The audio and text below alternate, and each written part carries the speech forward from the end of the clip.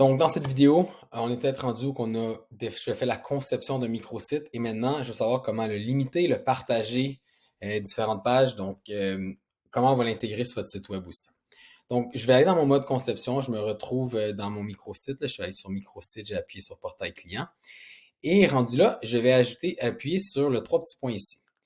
Et rendu là, je peux avoir l'intégrer sur un site web. Donc, si j'appuie sur intégrer sur un site web, ça va me donner du code que je vais pouvoir aller pousser, copier et aller mettre sur mon site web. Et ça va devenir un iframe. Donc, dans le fond, tous les changements que vous allez faire ici vont automatiquement se faire sur votre site web pour cette page-là. Souvent, on va avoir des gens qui vont faire un peu un catalogue de cours, puis on dit quand les gens vont appuyer sur cours sur leur site web, ben, ça va être une intégration qui va permettre aux gens de pouvoir s'inscrire, remplir des formulaires et ainsi de suite. Chaque page a aussi un code QR, donc si jamais vous voulez diriger les gens vers plusieurs options de formulaire, au lieu de prendre le code QR du formulaire en tant que tel, on prend le code QR de la page du microsite. Et si j'appuie sur rédaction ici, c'est là que je vais pouvoir changer le titre. Je vais aussi pouvoir protéger par un mot de passe. Donc si j'appuie ici, je peux dire, je mets un mot de passe et seulement les gens qui vont avoir ce mot de passe-là vont avoir accès à cette page-là. Ils vont avoir accès peut-être à d'autres pages sur le microsite, mais pas celle-ci. Parce qu'on a un mot de passe.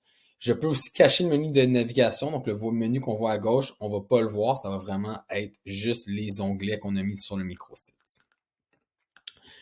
Et aussi, si je rajoute une page ici, je vais juste en mettre une ici, les options de page, ce qu'on peut venir faire aussi, c'est qu'on peut mettre une permission. Donc mon accueil, vu que c'est la page d'accueil, je ne peux pas changer le niveau de permission, mais les autres pages, je peux. Donc je peux avoir un accueil public, c'est n'importe qui a ce lien-là ou qui appuie sur un bouton pour se rendre là va avoir accès. Je peux dire juste mes clients ont accès. Donc, la personne doit être un client connecté pour pouvoir avoir accès à cette page-là.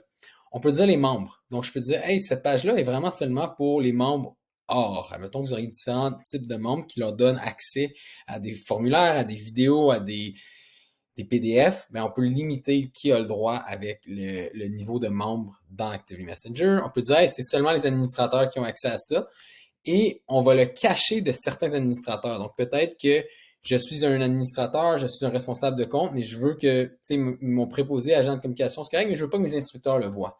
Donc, je peux aller cacher la page. Donc, c'est seulement admissible aux administrateurs ou aux gens qui ont un certain niveau de permission. Pour la mettre cachée, ça veut dire que le lien va être caché. On va juste pouvoir le voir quand on a le lien avec l'URL de la page. Donc, voilà pour les différentes options ici pour la configuration, pour le partage des différentes pages. Puis attends, la dernière chose, je peux rajouter des pages, donc comme je viens de faire ici, mais je peux aussi rajouter des sous-pages. Donc, je pourrais dire ici, je veux rajouter une sous-page, puis je vais aller mettre un test ici, et ça va me créer une nouvelle page sous ma boutique en ligne. Et donc, ça va faire différentes pages, et pour les réordonner, on vient juste ici, puis je pourrais dire, ma sous-page, finalement, était supposée être en dessous de accueil. Et je vais venir la mettre. Et voilà. Et je sauvegarde. Maintenant, la sous-page est rendue dans accueil. Puis c'est là qu'on va pouvoir lier. Si je viens dans mon accueil ici, ben, je vais pouvoir dire, hey, je veux rajouter une carte. Puis la destination, ça va aller vers une page. Et cette page-là, ça va être ma sous-page. Et donc, quand la personne va venir appuyer sur ce bouton-là, ça va m'amener directement à la sous-page, comme on ferait un peu sur un site web. Donc voilà pour les sous-pages, les restrictions et le partage de votre microsite.